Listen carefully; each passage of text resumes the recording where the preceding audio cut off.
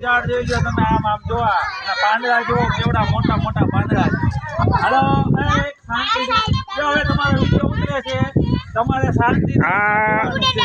મારો દીકરો આ ચાપા બેરાજાના પ્રાર્થના સાહેબ છે, કેવી આમ જો આશ્રમ છે તપસ્વી બાપુનો, ને એ કેવો સમય લઈને નીકળાય છે સાહેબ ને, એની છોકરાઓને કેવી બુદ્ધિ આપે, હરેક ફળની યાદી આપે. સાહેબ તમે શું કહો છો આમાં? આ સરસ મજાની તપસ્વી બાપુની જગ્યા છે. આ મઢી તપસ્વી બાપુએ પોતાના હાથેથી વાવેલા આ વૃક્ષોનું આજે વૃક્ષ દર્શન કરવા માટે આવ્યા છે. ને આ વૃક્ષમાં અલગ અલગ પ્રકારના વૃક્ષ વાવ્યા. અમારા બેનભાઈ ભેગા છે, બધા છોકરા છે આ ચાપા બેરાજાના. હું ખુદ ચાપા બેરાજાનો છું, એવું નથી કઈ. પણ એની વ્યવસ્થા જો અને કેવી રીતે એની થિયરી આપે છે ભાઈ, કે હરેક એને ફળની યાદી આપે. આ વસ્તુ આને કહેવાય.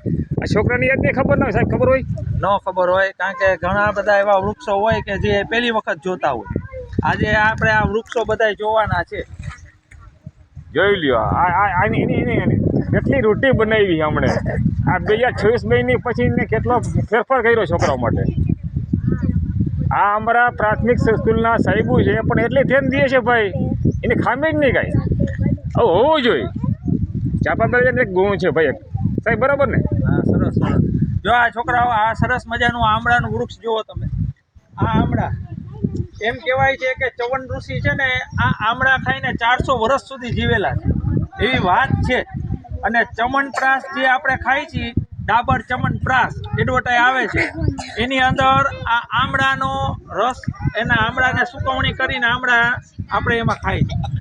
આ આમળાનું મહત્વ ઘણું બધું છે. આ આમળા તમે જોઈ લ્યો અત્યારે. થેન્ક યુ સાહેબ, તમે એટલું બધું કર્યું. બહુ જ્ઞાનની વાત છે ભાઈ, એવું હોવું જોઈએ.